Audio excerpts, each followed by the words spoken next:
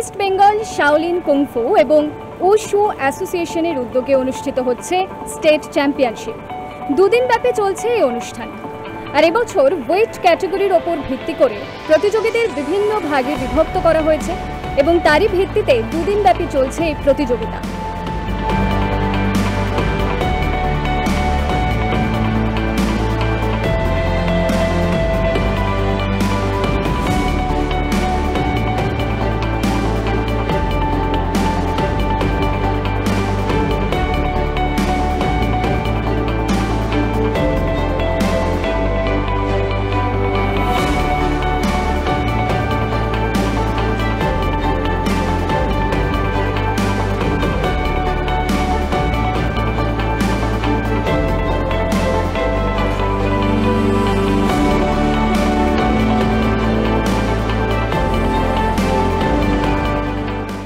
West Bengal Shaolin kung fu ও wushu অ্যাসোসিয়েশনের উদ্যোগে চলছে স্টেট লেভেলের প্রতিযোগিতা।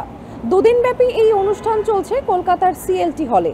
এখন দেখে নেব সেই খেলারই কিছু ঝলক।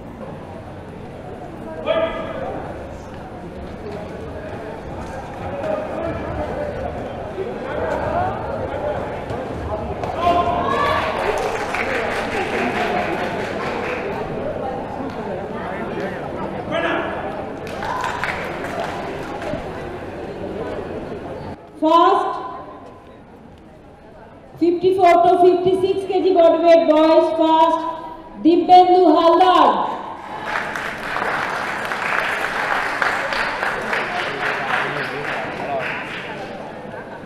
Second, Shoham Pal.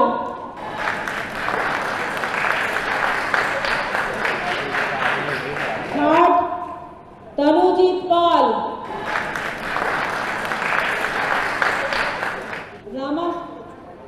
Ramashish Ravidas, Orko Prabhu Saha,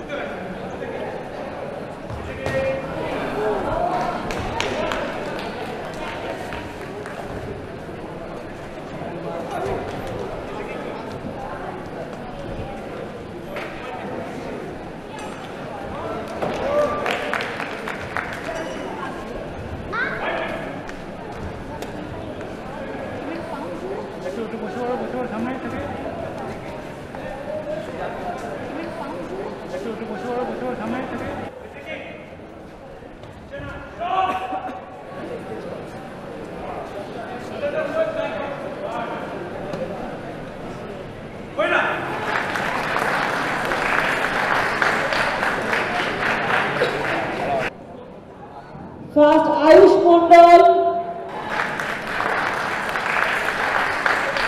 second Kaushik Gachai,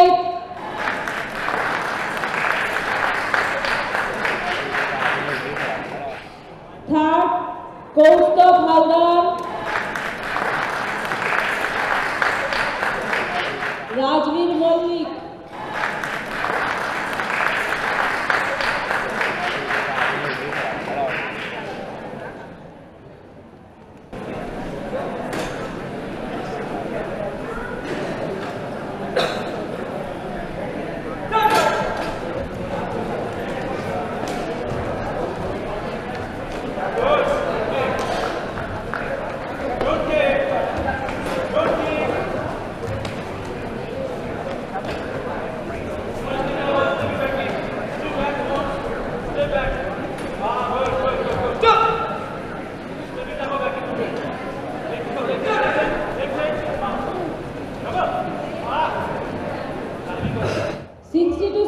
Akash Roy, Aditya Roy, Jeet Das.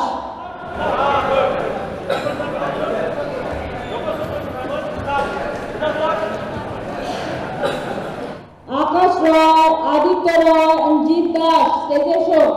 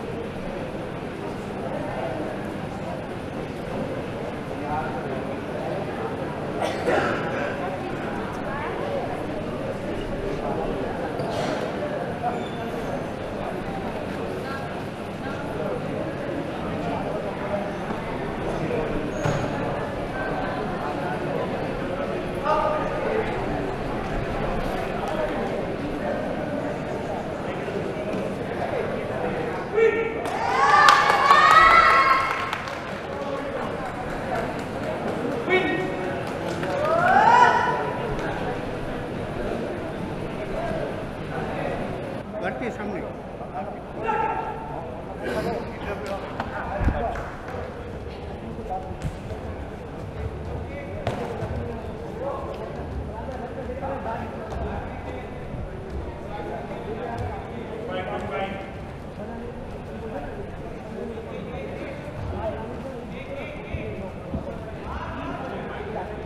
69-71 first and second পজিশনের জন্য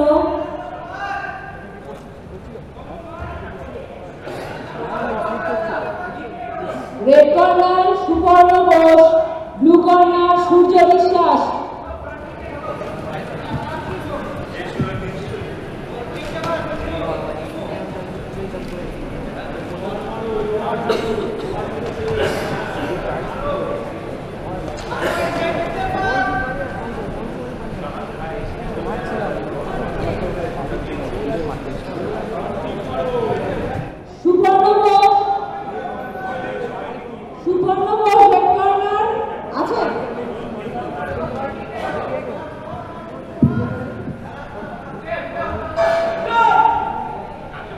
Shaolin kung fu instructor sifu Rupam Roy জানালেন, আমরা প্রথমেই আপনার কাছে জানতে চাইব যে শারীরিক এবং মানসিক ডেভেলপমেন্টের জন্য এই বর্তমান সময় দাঁড়িয়ে কুংফু ঠিক কতটা উপকারী?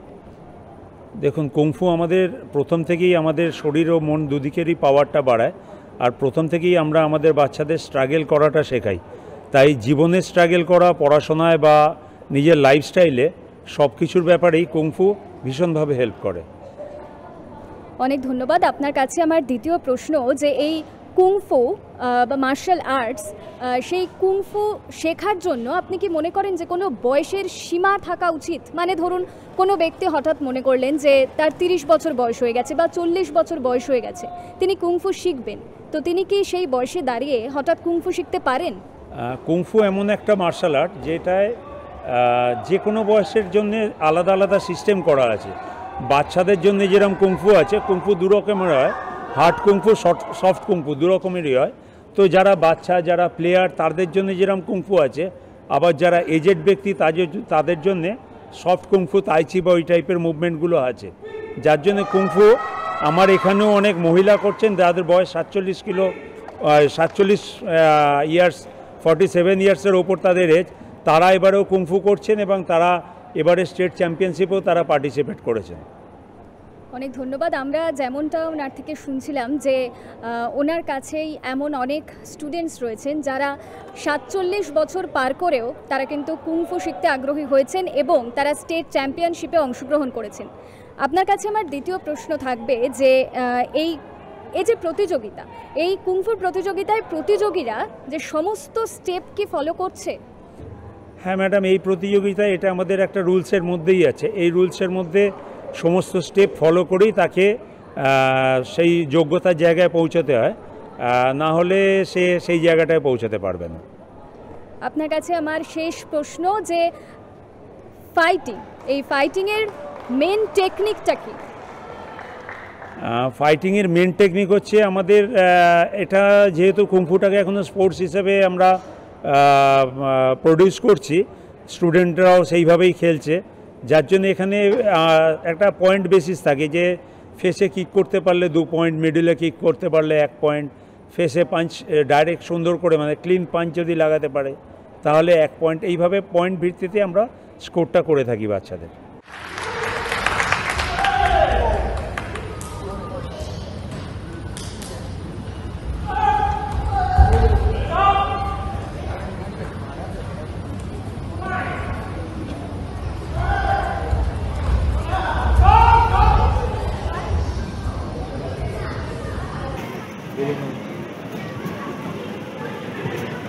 You have to be neutral, na?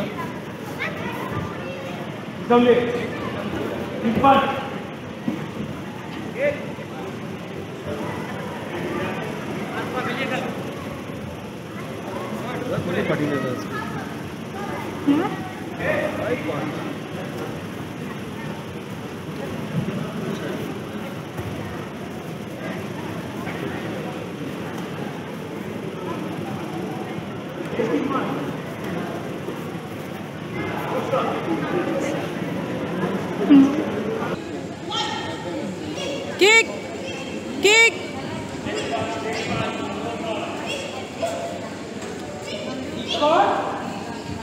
Kick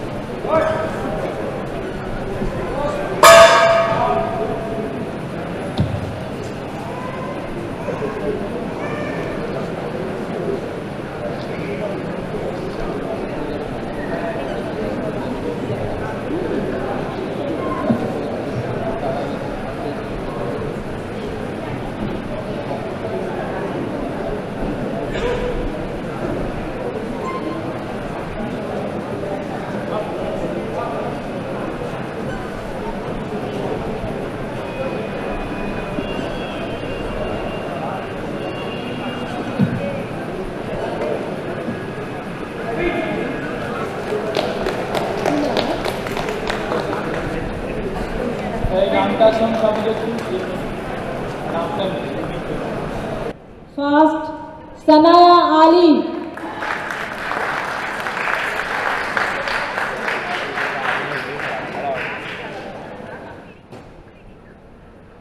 Second, Ishani Sarkar.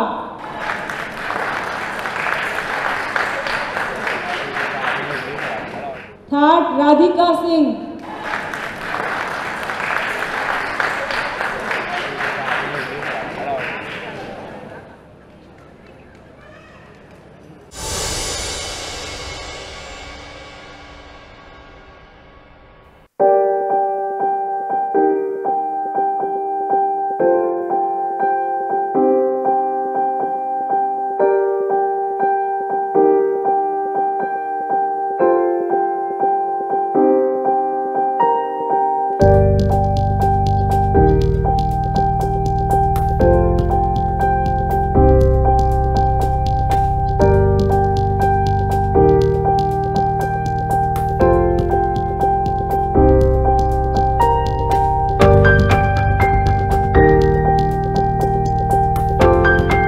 সম্প্রতি ইস্টবেঙ্গল ক্লাবে একটি হেলথ চেকআপ ক্যাম্প অনুষ্ঠিত হয়েছিল।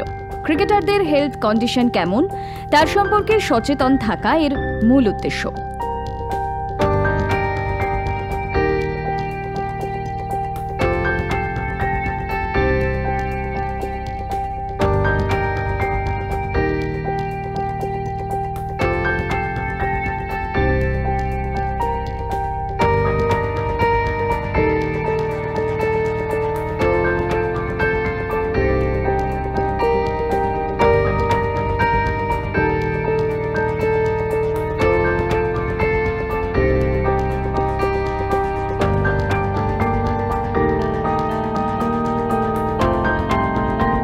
ডিডি বাংলা স্পোর্টসকে এক্সক্লুসিভ সাক্ষাৎকারে ক্রিকেট সেক্রেটারি সঞ্জীব আচার্য জানালেন, আমরা এখন কথা বলছি ইস্টবেঙ্গল ক্লাবের ক্রিকেট সেক্রেটারির সঙ্গে।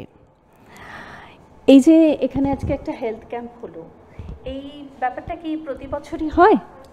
প্রতি বছর মোটামুটি হয়, কিন্তু কিছু ইনসিডেন্ট যেগুলো ঘটছে সেটার জন্য আমরা এটা একটা প্রিভেন্টিভ মেজার্স নেওয়া হলো। কীরকম, আপনারাও খবর করেছিলেন আজ থেকে দিন 20-25 আগে শিউরিতে এরকমই একটা একাডেমিতে একটা বাচ্চা, তার 20-21 বছর বয়স ছিল, মেবি ব্র্যাডিকার্ডিয়া অথবা কোনো একটা কার্ডিয়াক কোনো প্রবলেম ছিলই, এবং ওই প্র্যাকটিস করতে করতে, প্র্যাকটিসের মধ্যে জিমও তো একটা অংশ, ওই প্র্যাকটিসের মধ্যে জিম করতে করতে ওইখানেই হার্ট অ্যাটাক হয়, ওখানেই মারা যায়।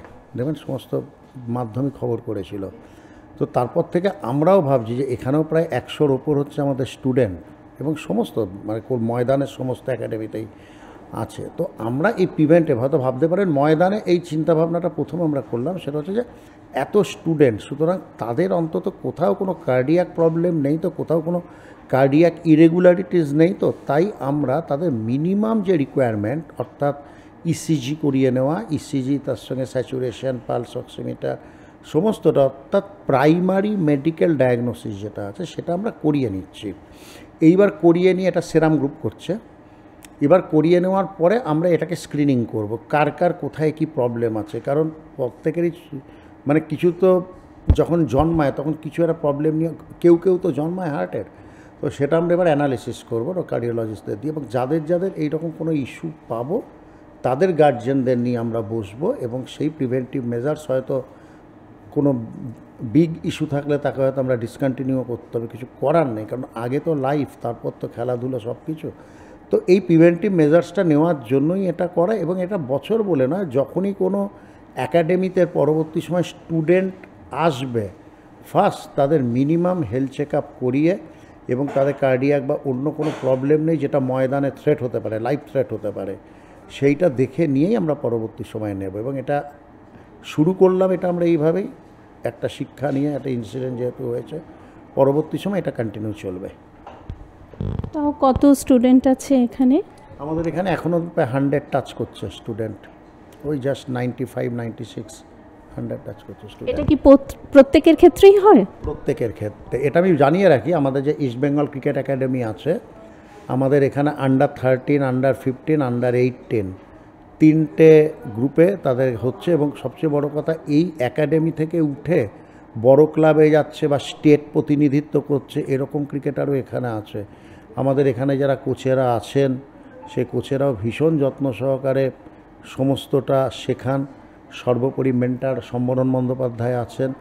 সবটা মিলিয়ে একটা ভীষণ ভালো পরিবেশ, এবং মানে ভীষণ ভালো আর কি, শিক্ষার্থীদের যতটা ভালো শেখানো যায়। নট অনলি দ্যাট, প্রত্যেক দিন যে আমাদের এখানে ক্লাস হয় শনি, স্যাটারডে, সানডে অ্যান্ড থার্সডে, সকাল পুরোটাই হয় নেট প্র্যাকটিস জুনিয়রদের। তারপর তো আমাদের সিনিয়র টিম আছে, আপনারা জানেন ময়দানে খুবই success senior team, last year আমরা 2টো ট্রফি জিতেছি 4টের মধ্যে। তো আমরা এই একাডেমিটার ওপর ভীষণ ধ্যান দেওয়া আছে। একাডেমি যারা আমাদের চালায়, বিশ্বজিৎ বাবুরা আছেন, এবং ভীষণ ধ্যান দেওয়া হয় একাডেমির ওপর, এবং একাডেমিটা খুব মানে আমাদের লক্ষ্য একটাই, ক্লাব থেকে ময়দান থেকে খেলোয়াড় উপহার দিতে হবে না স্টেট লেভেলে বা বড় ক্লাব লেভেলে, এবং সেটা কত সুন্দরভাবে করা যায়। আমাদের কোচেরা ভীষণ যত্ন সহকারে প্লেয়ারদের যাদের মধ্যে প্রতিভা আছে কীভাবে তোলা যায়, কীভাবে তাদের আপরাইজ করা যায়, ক্রিকেট ফুটবল দুটো ক্ষেত্রেই। এবং ফুটবলেও আপনারা দেখছেন যে এখান থেকে কিন্তু অনেক প্লেয়ার যারা কিন্তু স্টেট খেলছে, ISL খেলছে। তো ফুটবলের ক্ষেত্রে অর্থাৎ ইস্টবেঙ্গল ক্লাব অনেক বেশি, হয়তো সাম্প্রতিক কিছু সফলতা ফুটবলের ক্ষেত্রে ISL-এ যা হওয়া উচিত হয়নি, এটা বাস্তব, কিন্তু আমরা কিন্তু এই বীজটা ভীষণ ভালোভাবে তৈরি করছি, যেটা সুফল নিশ্চিতভাবে পাওয়া যাবে। তার মধ্যে আমাদের সুফল এই মুহূর্তে পেতে হবে সভ্য সমর্থকদের জন্য, আজই সুফল পাওয়া উচিত। বাট আমাদের যে গ্রাউন্ড লেভেল ওয়ার্কটা কিন্তু ভীষণ ভালোভাবে হচ্ছে ফুটবলেও। সমস্ত প্লেয়ার যারা উঠে আসলে আপনারা জানেন, এই মুহূর্তে বিষ্ণু আছে, মানে এরা উঠে আসছে, একের পর এক প্লেয়ার উঠে আসছে। সায়ক ব্যানার্জি আছেন, উঠে আসছে, সায়ন ব্যানার্জি, এরা উঠে আসছে আস্তে আস্তে। তো এইভাবেই আমরা ফুটবল ক্রিকেট দুটো একাডেমিতেই আন্ডার-13, আন্ডার-15, আন্ডার-18-এ খুব ভালোভাবে নার্সিং করে, নার্চার করে প্লেয়ার তুলে আসার ক্ষেত্রে, আনার ক্ষেত্রে একটা ভূমিকা নিয়েছি, সদর্থক ভূমিকা নিয়েছি, ভবিষ্যৎ বলবে। প্রাক্তন বাংলার ক্রিকেট অধিনায়ক এবং জাতীয় নির্বাচক সম্বরণ ব্যানার্জি জানালেন, বেঙ্গল থেকে ফুটবলাররা অনেকেই উঠে আসছেন, কিন্তু ক্রিকেট সেরকমভাবে পাওয়া যাচ্ছে না, ক্রিকেটার সেরকমভাবে আমরা দেখছি না। তো এই ব্যাপারে আপনার কি মতামত? না, এটা আমি ঠিক একমত নই। এই কারণে বেঙ্গল থেকে ফুটবলাররা উঠে আসতো, পাস্ট টেন্স আমি মনে করি। কারণ এখন লক্ষ্য করে দেখবেন যে বেঙ্গল ফুটবল বা ইভেন যা বড় বড় ক্লাব আছে সেই টিমে কটা বঙ্গ সন্তান আছে? খুব কম। 70-এর দশক, 80-র দশক, ইভেন 90-এর দশক যদি দেখেন 11 জন বঙ্গ সন্তান খেলতো। ঠিক আছে, সেটা এখন ফুটবলটা পাল্টে গেছে, আইএসএল হয়ে ইন্টারন্যাশনাল হয়ে গেছে। কিন্তু ক্রিকেটের ব্যাপারে ক্রিকেটটা অ্যাকচুয়ালি ফুটবল যতটা পৃথিবীতে দেশগুলো খেলে অনেক অনেক বেশি ক্রিকেটের থেকে। হ্যাঁ, সো ক্রিকেট খুব কম দেশ খেলে।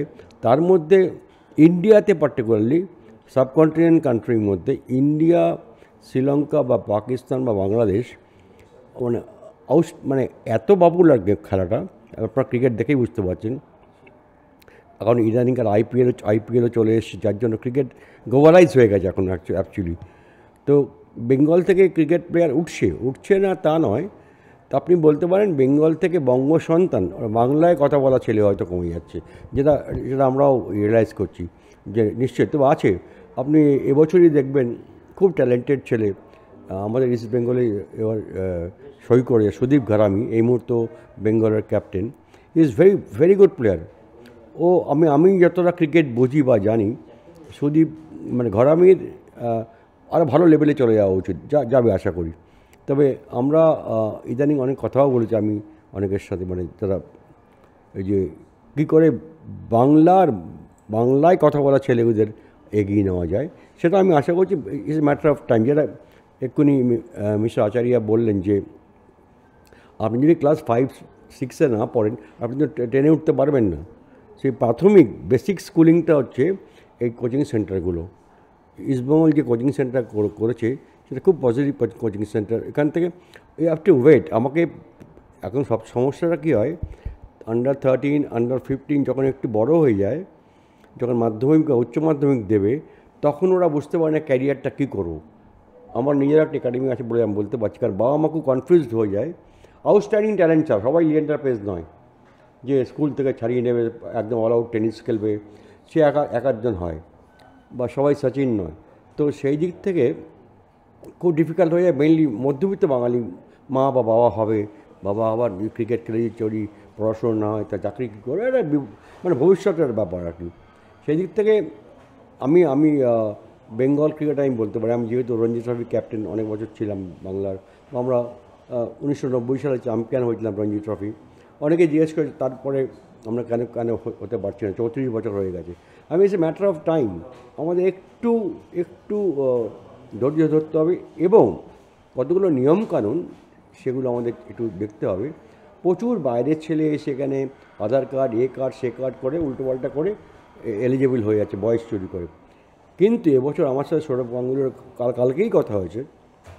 ও বললো, আমি বললাম দেখ একটা কাজ যেটা আমাদের করতে হবে ফার্স্ট, যে 4 থেকে 5 বছরের ব্যাঙ্ক স্টেটমেন্ট দাও। আপনি যদি বম্বে যান, আপনি যদি ব্যাঙ্গালোরে যান বা তামিলনাড়ু যান, ওরা চিন্তাই করতে পারে না বাইরের ছেলেকে নেওয়ার। আমার মনে আছে রবিন সিং বলে আপনার একটা প্লেয়ার ছিল ইন্ডিয়ান টিমের। রবিন যখন ইন্ডিয়া খেলে তখন আমি ইন্ডিয়ান ন্যাশনাল টিমের সিলেক্টর ছিলাম। তো রবিন নিজে আমাকে বলেছিল, যেহেতু নন তামিলিয়ান এবং তামিলিয়ান ব্রাহ্মণ টাসমিন এরা আর কি, তামিলিয়ান ব্রাহ্মণ হলে আগে চান্স পাবে। অদ্ভুত জাতপাত, মানে হি হ্যাজ স্ট্রাগল এ লট রবিন সিং। যাই হোক, সেটা একটা এক্সাম্পল দিলাম। কিন্তু বম্বেতে যেমন 5 বছর তোমাকে লোকাল লিগ খেলতে হবে, তারপর এলিজিবল টু প্লে। তো এই জিনিসটা আনতে হবে, আমরাও পারি, এইটা বিশ্বাসটা রাখতে হবে। বিভিন্ন ধরনের আঞ্চলিক, জাতীয় ও আন্তর্জাতিক প্রতিযোগিতা আমরা তুলে ধরবো আপনাদের সামনে। দেখতে থাকুন খেলা আর খেলা, প্রতি রবিবার বিকেল 5:30টায়। রিপিট টেলিকাস্ট শনিবার দুপুর 1টা 5-এ।